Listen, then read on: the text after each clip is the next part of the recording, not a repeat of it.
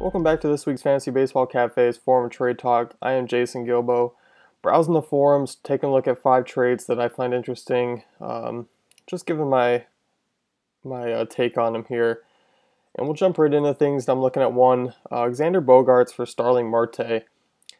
Keeper League, 12-team, head-to-head. I really like the deal here in favor of Starling Marte, especially with what this guy's provided here. He's got Tulowitzki and Correa at shortstop. Obviously, two of the best in the game already here for fantasy. And moving Bogaerts is what you need to do. And of course, Marte is a great return for him, and I feel like it could be even over just a little bit, just because of Marte's value on the base paths as well as hit for power at times. So, I mean, speaking of power, that's really one thing that Bogaerts has been struggling in. But everything else, he's been a stud. I really like the trend upwards. In a keeper league, you already have your set at shortstop, and whether you could arguably put Tulowitzki out on the block and trade him as well, with Correa being the guy for the future. But Marte just kind of does it all. Base pass, he'll get stolen bases. Bogaerts won't. But like I said, it's just trimming the fat here, and Marte is a great return. So I really like this deal. So if you have the middle infield spot as well, you're already locking up Tulowitzki there and Correa at shortstop, so it's really solid value there. Jumping towards the next one, Matt Duffy and Gregory Polanco for Ruben Tejada and Cole Calhoun. Owner frustrated with Polanco and his waiting to come around, which is totally understandable, but the answer is not in Ruben Tejada. Of course, you have Matt Duffy, who's hitting well for the Giants right now. I'd rather have the Matt Duffy and Gregory Polanco side. Tejada's pretty much worthless in fantasy, even though Calhoun is heating up here.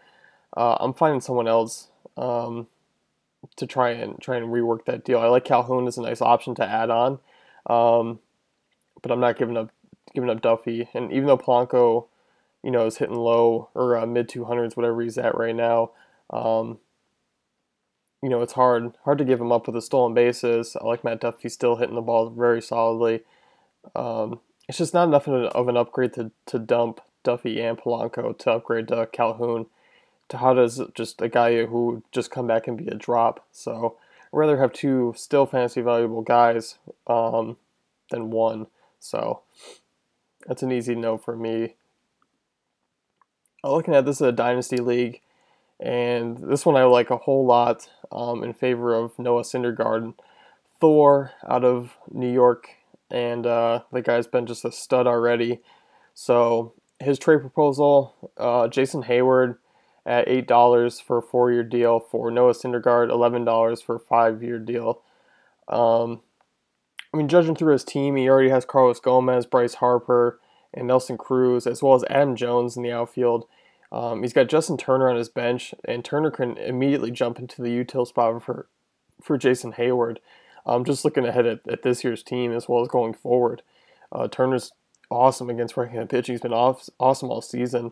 And looking at 2015, he's jumped his average each month by a pretty good portion.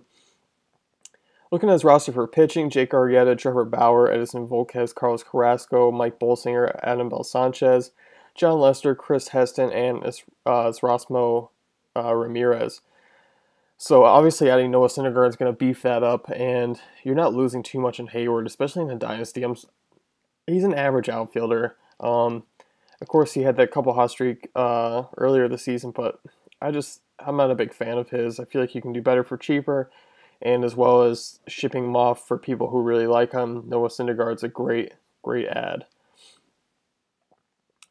Another one here, we're looking at a keeper league, 11-team head-to-head. This is one auction value plus 10% you keep. The guy's looking to give Corey Kluber it will cost $8 to keep for Mookie Betts at $8. So both the cost is at the, kind of evens out here. This one's, I gotta lean towards Kluber on this one. I really feel like you can do a whole lot better for adding more than Betts, even though Betts is going to be a great keeper. But I feel like Kluber's just as good, better, or even better actually. going forward. Kluber's kind of had a tough run here, not getting a ton of wins. Been up and down a little bit, but the strikeouts are still there. Everything's still kind of on par. Still a good FIP. I still feel like you can add a little better than Betts if you're looking to trim off excess pitching, especially at the same price. I would rather keep Kluber for $8 than keep Betts for $8. So sticking with the Kluber side on that one. And this one, last one here, we're looking at a couple trade here with some options. Auction keeper, $300 cap. There's the expiring contracts, so that throws the whole thing into it. Trade proposal here is his Carlos Gomez, a $12 3-year deal, then re-signed at 18 for Cespedes at $12, 2-year deal, then re-signed at 18, plus an arm. And his arm choices, the two guys that really stand out are Gio Gonzalez for $5 at a 5-year deal, and Garrett Richards at $3 for a 5-year deal. So I have no problem adding Cespedes here, and I am taking Garrett Richards for $3 for a 5-year deal over Gio at $5. Really like Richards, younger guy. You know, guy's been a stud last season before he got injured. He's slowly picking it back up here, getting to his usual self. So tacking him onto Cespedes, I really like that return for Carlos Gomez.